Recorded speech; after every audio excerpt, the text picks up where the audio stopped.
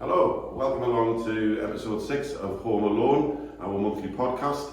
This month we catch up with Rob Gent and Gareth Herbert of MAB, and you'll also get to meet my new co-host. Enjoy. Hello, welcome along to episode 6 of our Home Alone podcast. Myself as one of the hosts, and I have a new host this month. He's been on every podcast we've done since day one, but Mr. Ben Riley is now stepping into the hot seat as a host. Yes, it's my debut. Debut, so be gentle. As a co-host. So great stuff to have Ben there alongside us. Today we have Rob and Gareth from MAB. Some of you may remember Rob, or some of you might know Rob already, from our December podcast. Rob came to see us in Newcastle at our end of year meeting. We had a good discussion, found out a bit about Rob and also where the market was 23, what it sort of looked like 24. Gareth, hi. First time I've met you today. So can you just give us a little bit of background on your experience over the years in financial services? Yeah, of course I can. Pleasure to be here with you today, and sorry about Rob's last podcast. Are you okay with that one? Yeah. Gareth Herbert, been in financial services since 1988. I started collecting insurance on the doors in Wales, which I always say was one hell of a grounding for what is probably missing in our industry, which was, speaking to clients in their homes, helping them achieve their dreams. I did that. I then got involved in mortgage advice, working for a company called Darlow's and Spicer Hearth eventually. I did that for almost 12 years. And managed to get involved in leading teams all across the country. Loved that, great experience. Met Peter Prodnicki. He had an idea with something called Mortgage Advice Bureau. We then got together and started to grow it, and that's been 21 years in the making, which has been a great journey. Love every moment of it. I get to work with great businesses, great team members. Sorry, Rob. Yeah.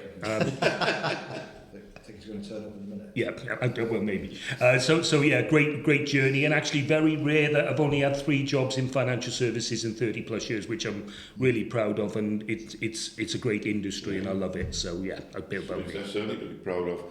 Rob, when we met up in December, we had a chat about 23, what that looked like, difficult year, what was 24 going to look like. So quarter one for MAB, can you tell us a little bit about how it's gone? Yeah, well, we had a strong year last year. You had a great year last year, and the Q1's been good, very good for us. We're up on last year again. We're around about 11% up over the performance last year. I think on the last podcast I made a couple of predictions about rate cuts. Yeah, that seems to have been pushed back. We're probably expecting that sort of late Q3. Got that wrong, didn't you? I got it wrong, so I apologise about that. So for all you that took my advice and started taking rates with these guys, you did the right thing, by the way, so I'm just saying that. So yeah, a couple of predictions. I think with inflation slowly coming down and house prices, haven't dropped like we thought they may do, and we need a rate cut, but hopefully we get that in the next couple of months. Yeah, I think it's been alluded to in the last couple of days. We could see a 0.25% off. The next one, it's just when, isn't it? I think that's what we're all sitting waiting for. I think, look, I remember, tell a brief story that I sat with a so-called industry expert, around the last, if you like, crash in 2008, 2009. I was sat in a hotel in London. This industry expert was sat with me, and it was all the rumours around Lehman Brothers and Northern Rock collapsing. Yeah. And I sat having breakfast with this guy, and he said, Northern Rock will never crash because it's too important. The government will not allow it to happen. The next day, everyone was queuing outside the door when it did crash. So, predicting the future, this is my opinion, I think it's really difficult to do because you put 11 economists in the room and they have 12 opinions, right? My view is you control what you can control. Yeah. You guys do that very well, and that is if you keep in touch with customers, they trust you, they want to work with you. It sort of doesn't matter. I think interest rates are probably, the same September, and there's no doubt that the last hurrah of the Conservative government, if you not getting political, but they're so far behind that they need to do some things in the property sector, maybe around stamp duty, and also around a rate reduction. Now maybe that is September because inflation is 3.2, hasn't dropped to the levels, and I think you're going to probably see that they're going to rally to try and get some last-minute switchers to vote before a possible election start next year, if you look at what the signs are. So I think, you know, the quarter, Rob's right, we are definitely, we're up in all areas. Mortgage numbers are back up, protection's up, bank revenue's up. Estate agents that we work with, as you know, we're number one in estate agency, and we're proud of that. Definitely the property prices are holding. And more importantly, I think you're going to find that the listings have gone up. So that's got to be good for us all. Yeah, isn't it? there has been talk, I think, when I've looked at some numbers, and they all are saying there's more properties on the market. People are probably more happy to look now, start to put the house on the market and think about the future now that inflation's dropping and rates are sort of levelling out on there. So, yeah, positive. Graham and lenders are starting to compete against each other, capturing new customers. You see it, you know, it's a bit of a pain for the brokers at the minute, as you know. But yeah, I think once that settles down, then, yeah, you know, late Q3, I'm going for that again, I'm going to say it now. Late Q3, here he goes again. I like Crystal ball. I like predicting, you know, I'm a bit of a gambler, Gareth. Mystic Rob. Absolutely wrong. We'll hold you to that. Yeah. I think one thing's for sure, as we build through this year election, I think 25, the UK is boom and bust markets. We experience all the time. It's frustrating for all of us to try and level that out so we all keep honest and the market produces well. It's always difficult in the UK economy. It's a fact that 25 is going to be good. So we know that we need to position ourselves as brokers to be ready, and that means efficiencies. And I think we're probably talking more about that today. We talked about in the last podcast about this year being a good year, but 2025 we think it's going to be an exceptional year. Yeah. So get everything ready, all the ducks in a row ready to go for 25. Great stuff. Yeah. In terms of Mortgage Advice Bureau, I know obviously profit margins are important, but you're not just judged on that, are you? In terms of you've got a big focus in advisor numbers, business numbers.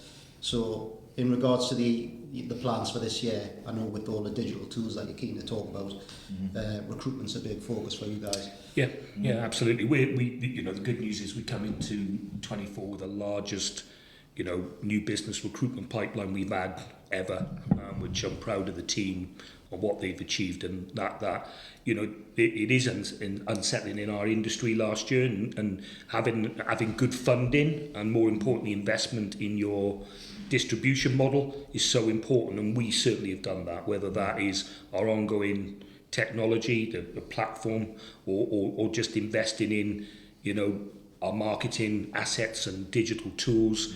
We continue to do things different to anyone else, and that's what I think puts us out there. Sometimes we get it wrong, but I make no apologies, and we make no apologies for getting it wrong, because we're trying. And I think with Consumer Duty, the amount of investment you need in making sure that you don't cause harm to customers in everything you do is so important. And I think it's really difficult for all of us when FCA fees are going up, PI's gone up, cost of running a distribution channel's gone up. You've got to make ends meet, so you've got to make that profit. And you know, we made profit last year. We were 4% up on revenue, 11% up on overall profit.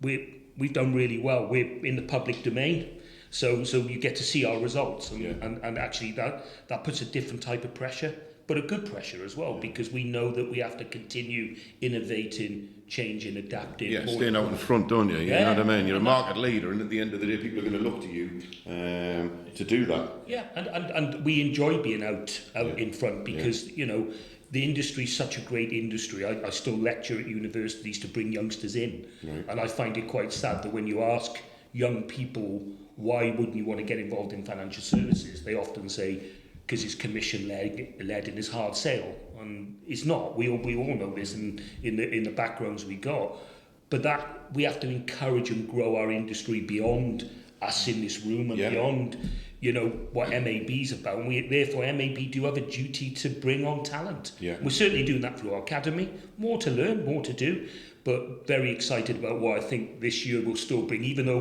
we say about 25. Actually, this year is so important as a stepping stone. So we're going to go for it, and we're going for it big stone. So I'm pretty excited by it. Good to hear. You talked about there about going into universities and doing lectures to bring the talent through. Is there a piece missing in the education system about financial services, about understanding your budget plan and about mortgage advice. We've done a little bit with a college locally last year, and we did a week's worth of budget planning and going through credit reports and stuff. Is there a piece missing there, Gareth, in the education sector? Look, you know, I'm privileged to have 3 daughters, 26, 22 and 16. And the lack of financial awareness, and what I call it that, I will say this to particularly my 22-year-old, I call it the instant generation, the Love Island generation, where everything seems really easy. I'm going to make a lot of money because I'm going to be an influencer. I'm going to go on TikTok. I'm going to go on X. I'm going to build it up, and that's the way it's going. And some people have done really well at that. But I do think what's missing from the schools is they don't sit down to understand the value of money. That comes from parents as well. We all know that, having children. But it's so hard for the youngsters nowadays. We all come from a generation that property prices increased dramatically. Interest rates have been at an all-time low. Salaries have generally been pretty good. Now, for my daughters coming through, my middle daughter's buying her first house. I live in the south. 2-bedroom house, 325 grand, her and her boyfriend. Affordability's off the scale, so no wonder there's support of bank and mum and dad, and that being one of the biggest lenders out there. Reality is, they know all about lots of stuff, but when it comes to financial awareness, it doesn't exist because it's not in schooling, it's not in colleges, and it's not in university anymore. So we have a duty of care to help them, and we don't do that well. When you go to Germany, when you go to the US, they've started to do that really well. I can say it's something that came across our bows, and it just happened by chance that we got asked to do it. And when we were doing it, because they're coming out of school, college, and then getting hit with a student debt straight away. Take this on, and then 20 years down the line, they're going to have to repair it, aren't they? And if you come from a family that's always rented, what are you going to do? You're potentially probably going to rent, or if it's been somebody that hasn't looked after the finances very well, it's just going to be ingrained, isn't it? So I think there's a massive piece can be done by somebody. I don't know who, but So my son came, had a degree in software engineering, went to work for a phone company. Do you get his brains from your wife? He obviously did, He obviously did, and his looks, by the way. So, but then he sort of looked at financial services once he's left university, and I think there should be something there where they can actually step into financial services from that point. So personally, there is a gap. Great. And they rely about Germany and America there. Than, I played rugby in Germany, and I spent some time out there, and the education system's very different. They teach you about budgeting, financial awareness, life skills, what debt means, and I think I can't remember what the threshold is. I think you've got to earn £35,000 a year before you pay back your student loan in the UK, and I think what I'm seeing through my godchildren and my own children is they're more transient nowadays. They want to travel. One of my daughters just been to Japan and Thailand and Bali, and I never had that opportunity when I was there. I didn't go to university. I was straight out in the working world because you had to. I wasn't living in Wales, wasn't from a wealthy family, and it's you've got to get out and work. But it's changed now, and therefore they do want to see the world. They do want to. The world's a smaller place now, and I don't blame them for that. And I encourage my daughters to do that. But I do think that being part of society and understanding what builds sensible financial planning, it's really difficult. It's coming out and going shopping now. Everything's interest free, Klarna, buy now, pay later. Send it back if you Again, without education, payday loans. People just think that's a normal loan. Without the education that they need, the amount of damage they could stop by educating at that stage would be. It's an interesting piece. It was just something just on that point, Graham. The young viewers will be looking at Gareth and listening to him, thinking that's my father there talking to us again, and that's the 30-year-olds grandfather more like not like grandfather, yes. So. No, that's good. It's good to have that insight from you, son. This will continue. It will continue. There's a battle of the viewers we learned over breakfast. Who gets the most viewers? So we've got them both on then. So we should get good traction on this. Podcast. Well, I hope so. But I would say put this on Tribe as well. So absolutely. Certainly get some views. Tribe is MAB's communication. Exactly. Yeah. But it's funny if you remember the two Muppets from the Muppet Show up in the gallery. That's me and Rob. Right. So, guys, obviously, MAB started 20 odd or so years ago. Yeah, what are we now, 24 years ago? You Yeah, mentioned obviously it was Peter's idea. Went straight into an estate agent, started an estate agent. How did that look like? Yeah, so when you look back at the start of MAB, there was the reason we're based in Derby. MAB was the idea of 2 estate agents based in a very good agency in Derby. They wanted a separate feel to their mortgage services business. They come up with the Mortgage Advice Bureau brand. They developed a mortgage shop in Derby that had at one point 30 odd advisors in incredible business. Those 2 guys are lovely fellas, Simon and Rick. And then they met Peter, and Peter said, I think you can take this wider. And Peter, took a risk to join it. And I do believe giving someone advice is about taking risks. I always believe that. If anyone said to me as a younger man, what would you learn more? I would have taken more risks because I think you have to. And Peter took that risk and he invested in it. And then he built a team around him, and that team went on to take Mortgage Advice Bureau, first of all in a state agency national, becoming the #1 player, and then through hard work, investment, we become the #1 player in new build and affordable, with some great businesses linked to us that we have strategic investment in. And now our acquisition of Fluent, another great business, pushes us into that aggregator space, which we weren't in. So by doing that, what we're trying to do is leverage our success in bringing in players that really allow us to kick on for the future. Okay, and we're lucky to have, as with you guys, great businesses linked to us that we're really proud that we've partnered up with, and that's gonna continue at pace for us. Yeah, obviously fantastic journey, significant growth, which led to obviously becoming AIM-listed business in 2014. Yeah. Obviously that would have brought some pressure, Gareth, to your life.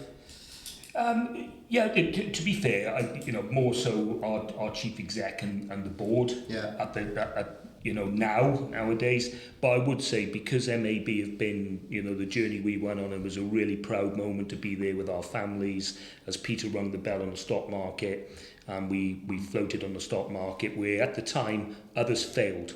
And the day we managed to achieve that, and is a proud moment for everyone at MAB. But it's not the end. For me and Peter, it was a starting point. Yeah.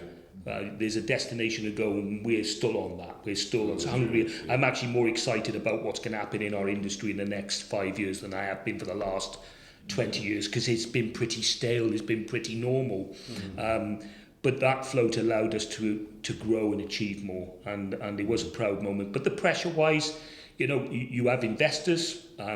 Peter, Ben Thompson, go and see him every 6 months as part of what we do. And to be fair, they've done very well. And we've done very well because our share price has continued to do really well. Yes, it did drop as the financial living crisis started to pinch. But do you know what? It's rallied again.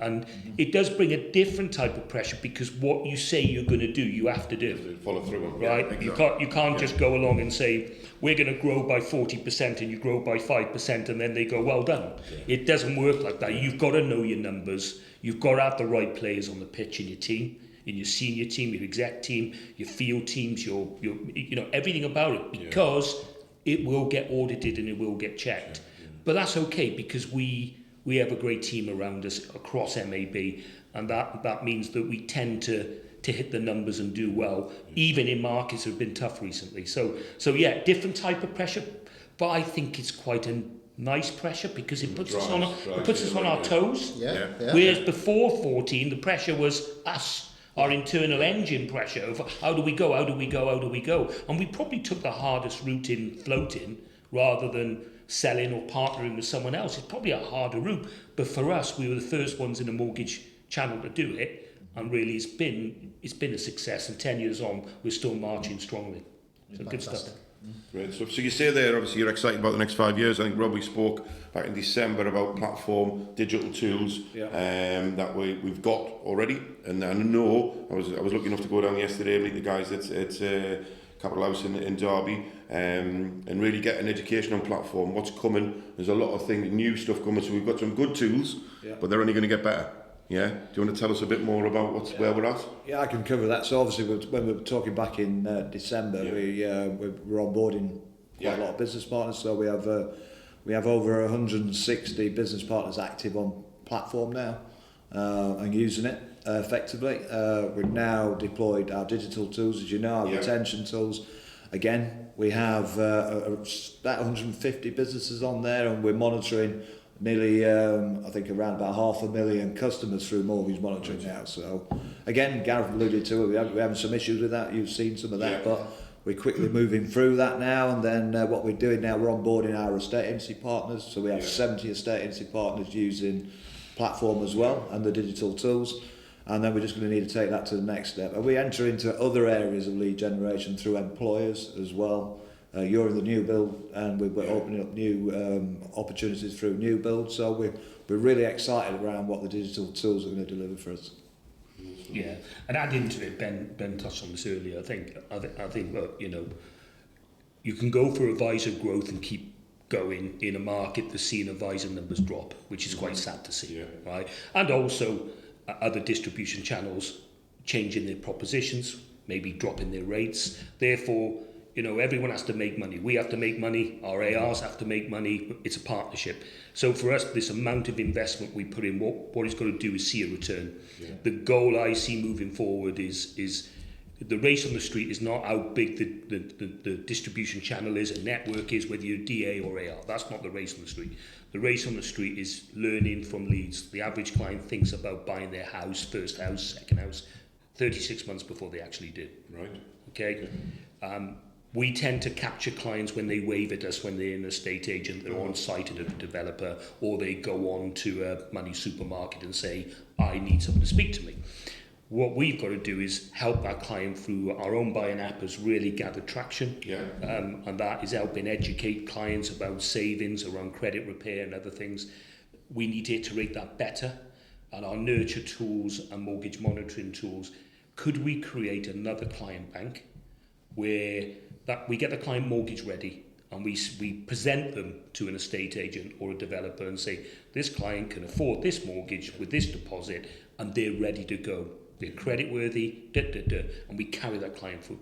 If we can do that, that makes us bomb-proof, okay? It's hard to do, and we've invested a lot of time, energy and money, and we're still doing it, but we're doing something different to what anyone else is doing. And my goal is to get millions of clients in the top of that funnel, because as we help those clients, educate them, this is a play into consumer duty as well. Suddenly they come out far more ready, far more mortgage ready. Yeah. That's a terminology we start to use. So as we start to add in tools like AI, and no doubt we'll come on to that today, which is a big topic, and like robo-advice was 6 years ago, it's a big topic. I've some parts of it I fear, but also I think there's an acceptance that it's going to change what we do, but maybe we'll come on to that. But one of the things we've got to look at is heavy lifting for advisors, things like reading the bank statements, better document upload, preparing a client better, credit tools. You know, I know a lot of people use check my file, understand it. My view is we should build credit checking into our process, make it instant for clients. So some of those things, as we enhance our portal, your portal, that will help clients self-serve a little bit more, prepare them better. And that's a big race for us at the moment. And the last two sprints where we put out updates really have added and cleaned up a lot of what we've done. But don't forget, our biggest delay was we put everything into the cloud last year. That was a big task for MAB. You know, we suffer from legacy because we've been around for a long time. Putting us into the cloud means we move faster. And it was, with credit to the tech team at MAB, it done really well. And actually, when you look at what happened to Tesco and British Airways, for us going into the cloud really meant something. So the team pulled it out the bag, and that means we can go faster now. And that's got to be good for our partners. That's a good starting point.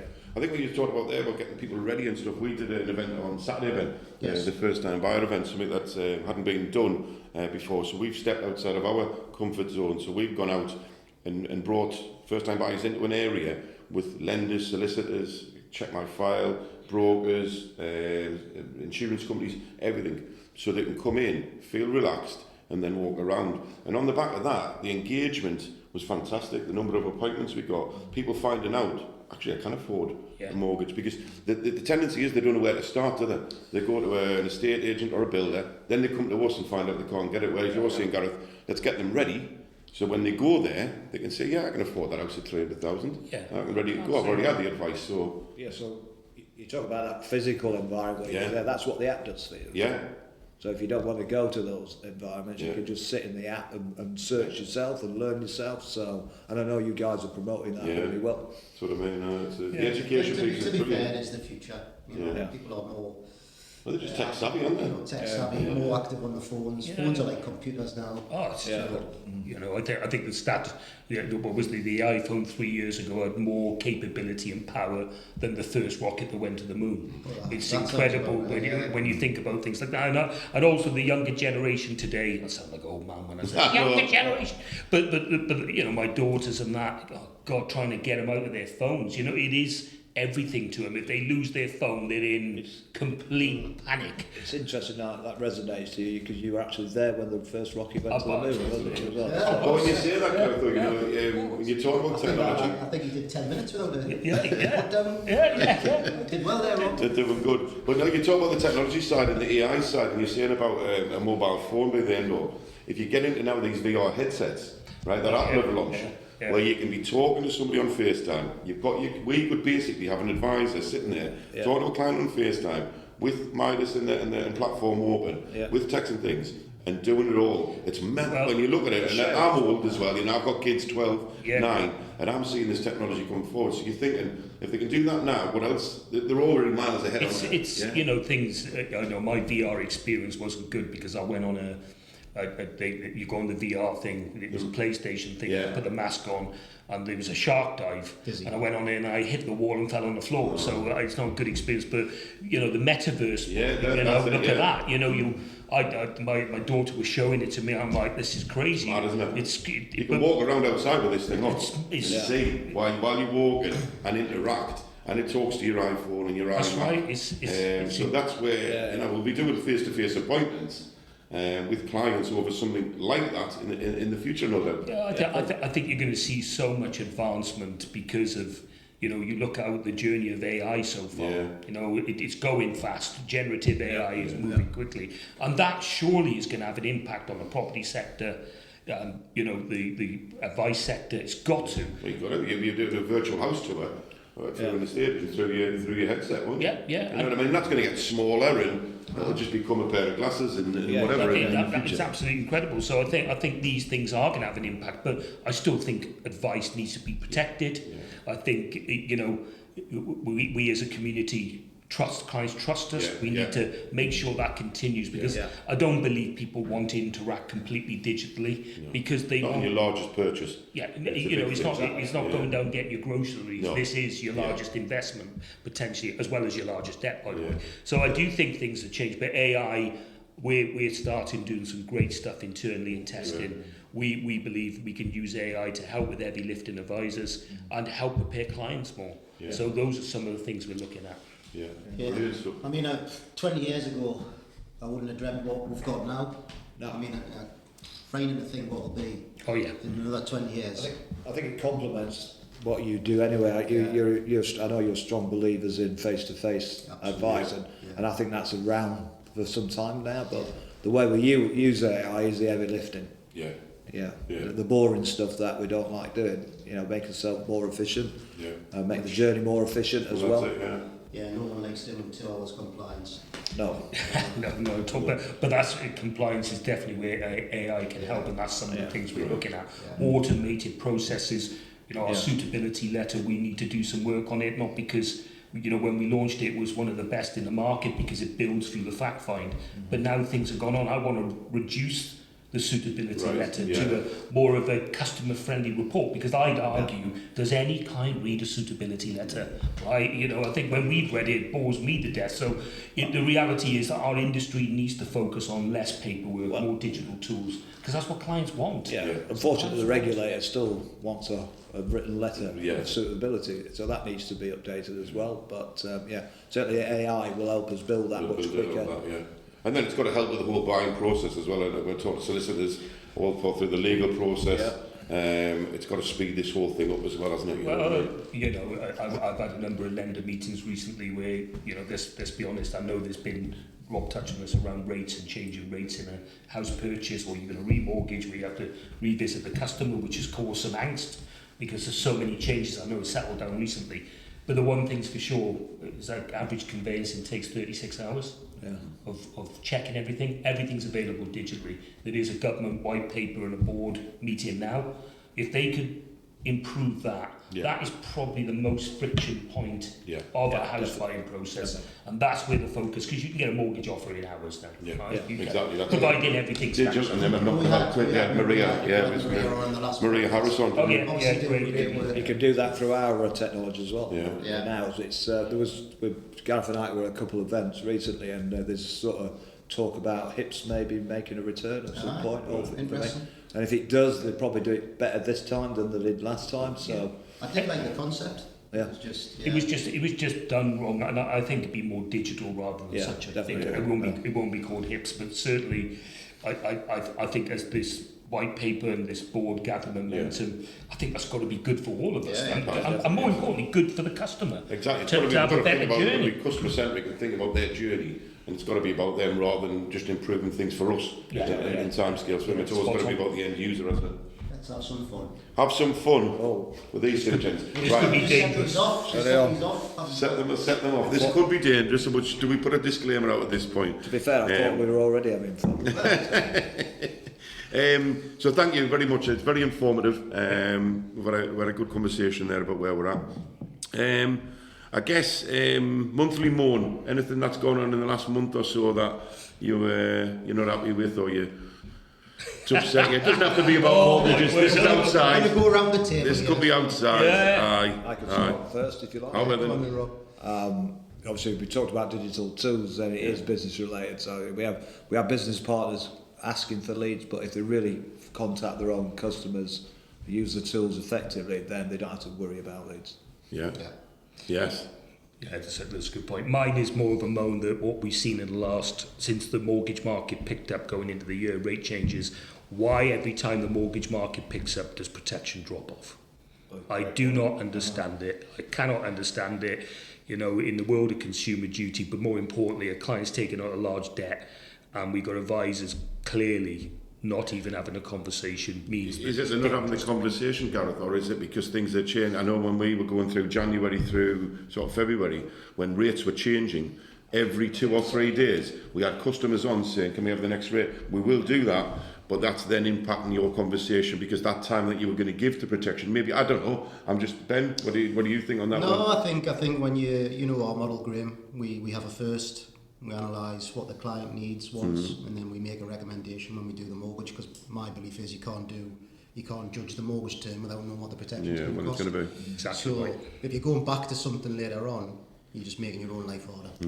Yeah, and also customer gets, if you've identified a budget, a mortgage budget, whatever rates are doing, and then you're going back 6, 8 weeks, 2, 3 months later, even at exchange, and saying, don't forget we need to talk about, keeping your home. They've already got the budget set in mind. So there's some basics here that I think time is often the excuse I get. What about the client? The client, if it went wrong, doesn't have time. It's gone wrong, and we have a duty of care. And I think that's my monthly moan to say, look, if you can't do it, invest in your business to get someone that can do it. Because do you know what? It's okay to be a great mortgage advisor. And if you're busy, give it to someone in the business that's got more time and complement each other, pass the baton the right way. And we've now got 168 protection only sellers across MAB, and it's grown dramatically. So that's my moan. I think collaborate more and help the customer more, because actually it's the right thing to do. Yeah, you're right at that. You pick up on those opportunities. Somebody misses it. You make sure there's protection. I wish those were as good as you guys. Thank you. It's a compliment, that's it. We've got a moan, Ben? Always got a moan. Oh, well, what is it this time? Well, it's like, how do I say this? Obviously, we do these weekly videos, don't we? Yes, we do. See the lovely Ben behind the camera there. Lovely Ben. And I'm like, there's always going to be a rate cut. It's going in the right direction. You can almost touch it, you can almost taste it. And it keeps going away from you. And then it just keeps gets kicked down the road. kicked down the road. We're talking September. I was very hopeful it was going to be summer. I just want that positivity. You know, I can't wait to see what the news make of the rate cut. Because I think how long we had years of you know, rates this, even if base rate hold, it's so negative. I just want to see that.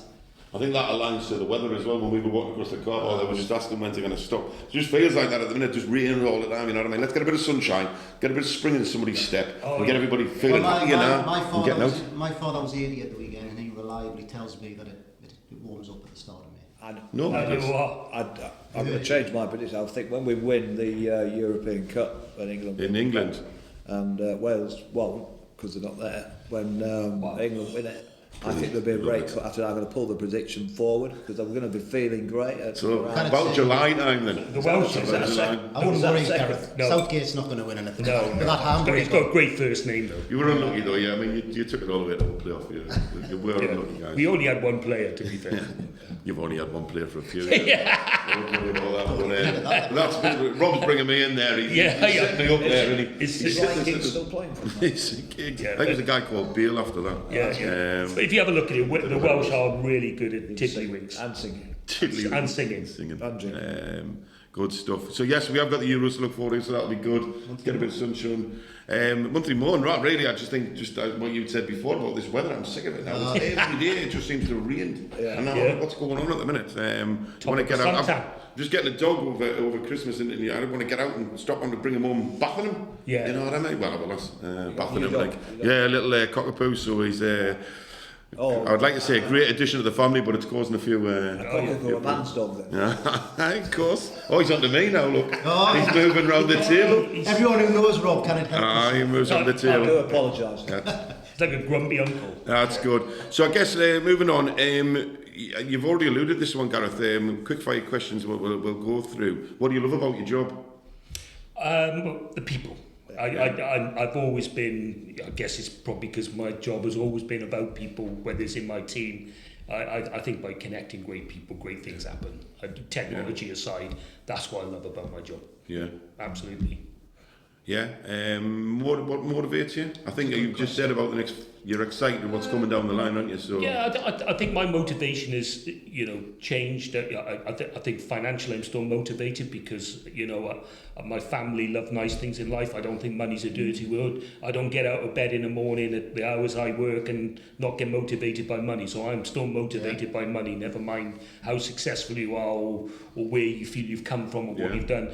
I grew up on a council estate in Wales. I don't mind saying it. I had a pretty tough upbringing, but it taught me to be tough in everything I do. Yeah. But I guess my motivation now is, I'm 50, no jokes, Rob, I'm 54 and a half, okay? And mine, I've got to get that in. It's now about, MAB needs to be beyond a me, beyond a Rob, beyond a Peter, and it needs to look at the future, and it needs to look at the talent, the people, and how we empower those people. Yeah, because you've got to move. You're going to bring it at some point. You guys are going to take a step back. Yeah. So then you've got to be in good safe hands. Same as these guys. Yeah, absolutely. He'll be looking at some safe hands when he moves away. But that's what you've got to do, haven't you? You've got to start looking down the future. Yeah, and people are different nowadays, and motivation's different. So you can't recruit in your own light. You've got to develop the business and the individuals to want to take up those reins. And that's not easy, but we have got some great talent coming through. So I guess for me, my next stage and that motivation is watching the people in MAB grow into these roles and take us to another level. Yeah. Me, Peter, Rob, others, MAB taking it to this level. Yeah. I believe it can go supersonic. Yeah. So how do you do that? And sometimes it's your own limitations. Leadership is not how high a ladder you get up, it's the wall a ladder leans against. And I think some people forget that. And for me, I don't forget that. I've been lucky enough to have great people around me, even though he's miserable, he's pretty good. But there's got to be more to that. So that's my next motivation now, is watching MAB grow real talent around me. Just to add to that, we've, as you know, we made some great investments. You guys are one of them. We've got some great directors that are running those businesses. So some of those could be the future leaders of MAB as well. So we'd like to see that roll out and see what happens over the next couple of years. So good stuff. And what advice would you give to yourself now if you were 16? Oh God, when I was 16, I was proper troublemaker. What advice? I'd take more risks. I wish I took more. I had opportunity to take more risks, and I didn't. I took some of them, but I didn't take them all. And and sometimes that's financial, sometimes that's relationships, sometimes that's just fear, you know. Yeah. So I would definitely say, believe in yourself more, take some more risks, and understand it may not work out, but put yourself out there.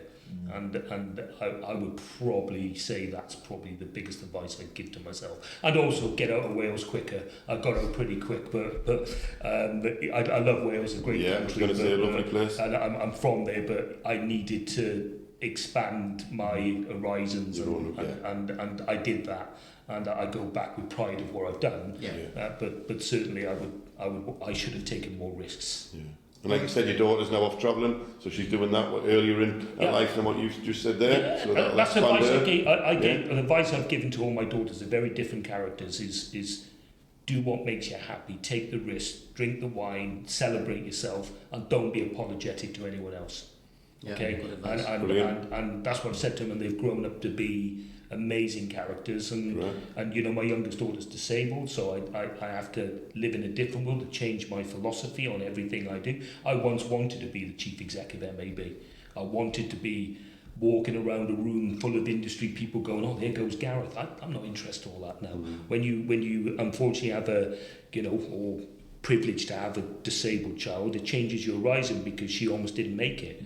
So I had to look at that in a different way, and now when I see what she's achieved, you know, you're proud of it, it changes you. So when people talk about diversity, inclusion, which is in our industry now, and rightly so, I'm watching my daughter go through that, and, you know, seeing her stand up in Parliament talking about disability shows me that we are changing. That's got to be a good thing. So some of those things motivate me outside of them. But yeah, definitely take more risks, definitely enjoy things more, and work-life balance. Work-life balance. Good stuff. It's fair to say a guy from the valleys has done Done all Done right. all right, enjoyed. No Still regrets. enjoying. No regrets. No regrets at all. No. We're lucky to have him in England now. Lucky. England's lucky to have you, Gareth. England's. That really hurts when someone says that. I think he knew when he said it. I think if I've learned anything in this It could be worse. You podcast... could support Sheffield United. Well, And I do like, I've got a soft one. They are red and white, so they're good. They are red and white. So well, they're you good with me. can enjoy each other together next week. Well, we'll have a couple of drinks. Yes, I'll come down and we'll do that. Gents, thank you very much Thank again. you very much. It's been Cheers. a great chat. We look forward to getting this out there and seeing what our views look like, Ben. We've got plenty to work with. So thank you very much. Brilliant. For coming Good to along. see you. Thank you. Cheers. Cheers. Cheers.